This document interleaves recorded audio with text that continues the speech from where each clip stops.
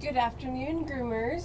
Some of you who are new to this place, if you don't know who I am Jenny Daly, the groomers consultant, and I've been grooming for over, I don't count my younger years, but I've been grooming since I was 9, grooming professionally since I was 19, so that's way over 25 years of experience of doing this. So, now, somebody is regarding pricing. They asked about what about value pricing.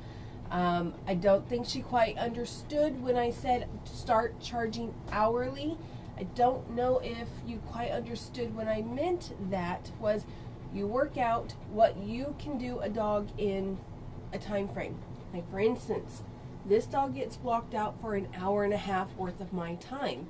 So that means I'm going to charge her the $85 that I have blocked out, okay? That's my time that I charge for her. He's literally only going to take me an hour. He is completely wash, dry, shave, done.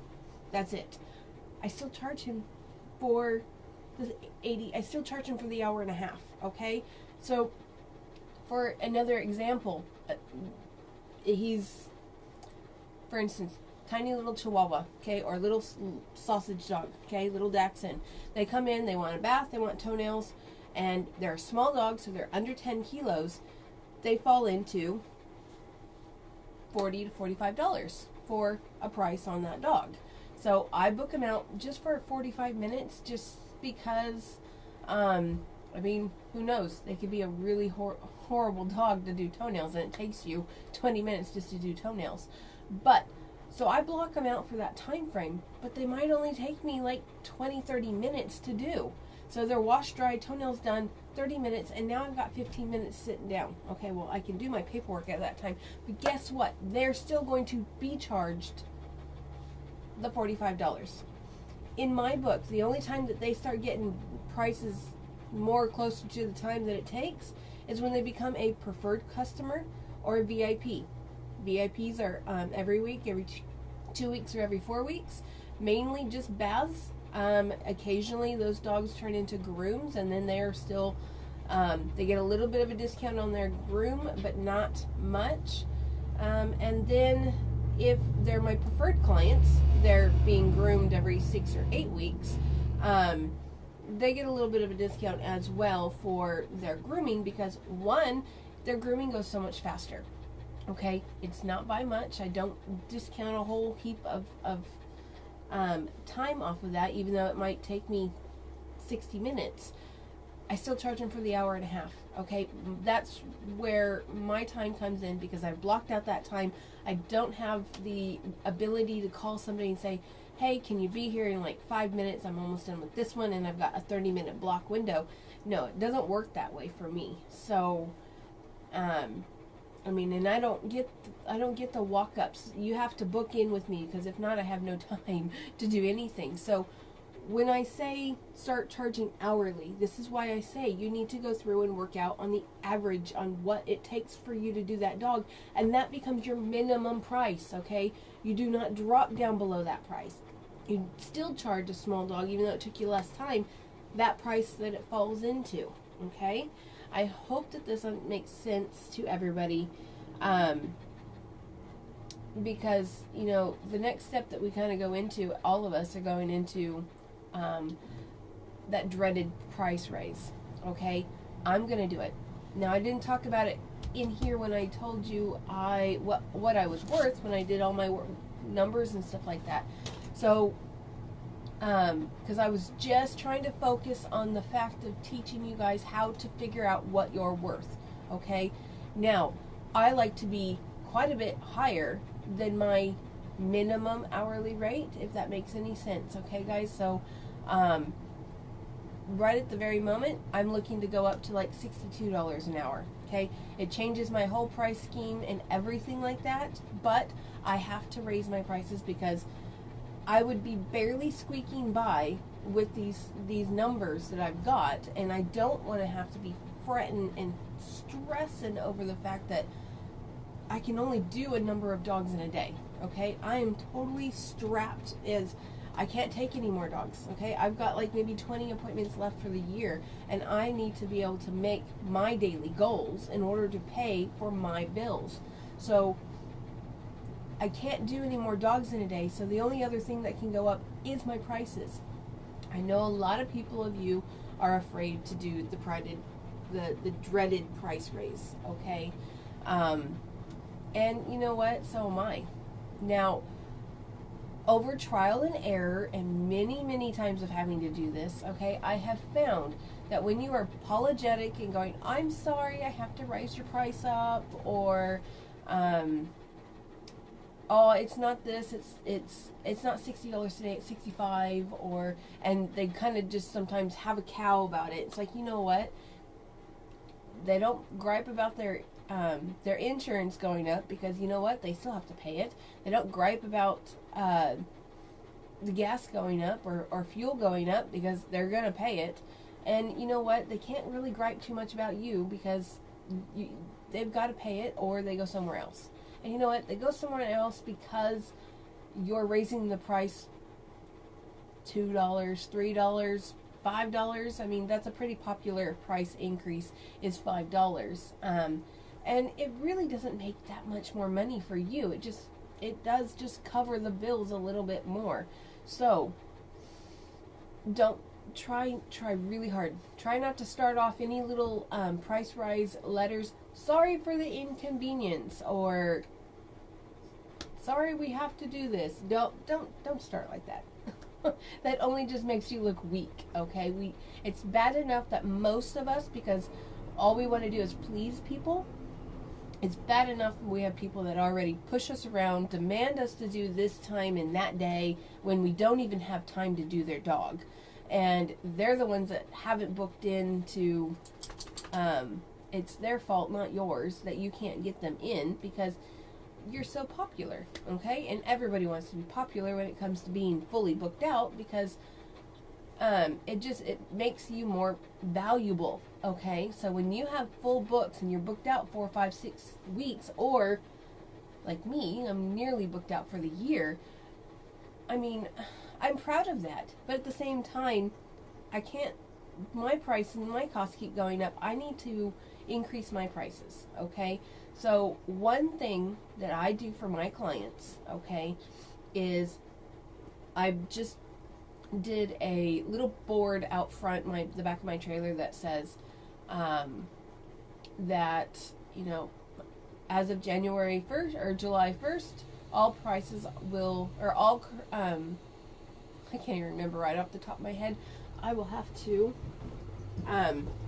but yeah, it says basically that all my prices have increased a bit. I did not say by how much. I didn't say anything. I have no new price list out there, okay? Because again, you know, I might have to change it again before they even realize what their new price is. So you kind of have to tweak this out and feel it. But basically, I have a sandwich board out there that says, as of July 1st, all prices have increased. And then I basically said, but to avoid this, book all your appointments now, which I say I have a limited time. I'll put the poster board, I'll put a picture of it so that you guys can see exactly how I've worded it. And you know what? I've had nobody gripe about it. Not one person, okay? And I live in a country, rural town, okay?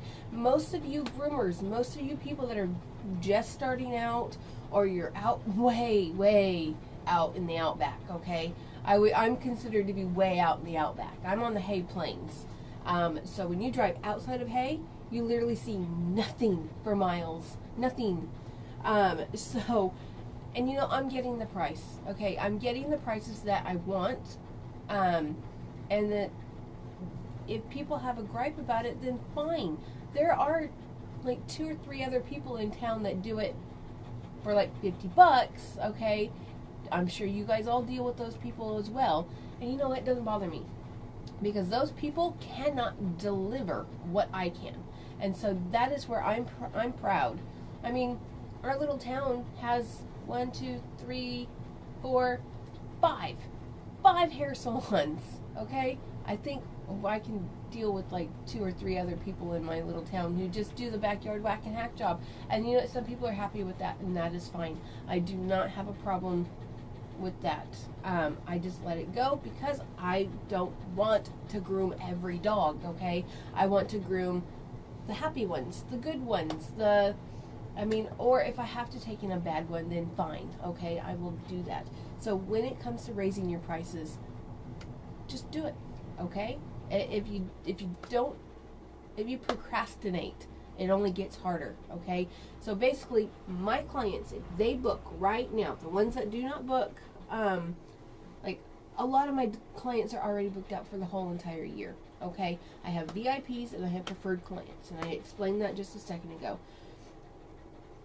This is just a dog that randomly calls in whenever, okay? Every 2-3 months. She most of the time waits for me to text her to say that it's Scruffy's due for his groom, but I sometimes, like this week, I have no room for her, okay? I had magically had a cancellation, and she just magically was messaging, looking for an appointment. It was like, well, guess what? You're going in that spot. Nobody else got that spot. Nobody else even got offered that spot because, you know what? It just was, timing was perfect. She was lucky to get that appointment. If not, I would have been telling her it would have been like middle of August before she could get in. So I've told her that the prices are going up, but if she wants to avoid that and still stay at my same price that I'm at now, that she books her appointment for the rest of the year. So we book out, and it's really only like 2, maybe 3 appointments. Okay, it's not that many, guys. And then she's aware that at the first of the year in 2020, she's going to still pay that new price.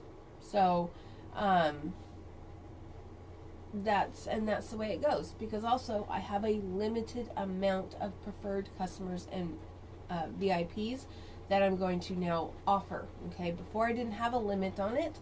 Now I'm going to put a limit on it. Okay, there are 21 VIPs that are allowed to book in, and there are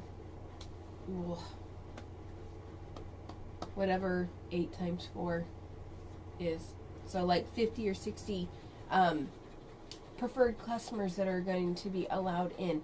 Anybody else can still book in all year long, but they're not getting the discounted price that I have because I only have a limited number of spots to fit those people in. And so that's kind of where, because that I've let it get out of control. Okay, so that's another thing. You put a demand, you put a value on that, the fact that if you want to have some regular clients coming in and getting them in on a regular basis and paying your price that you're asking for, you got to put a demand on yourself, okay? So supply and demand. Nobody else can do what you can do, okay, and do it as well as you.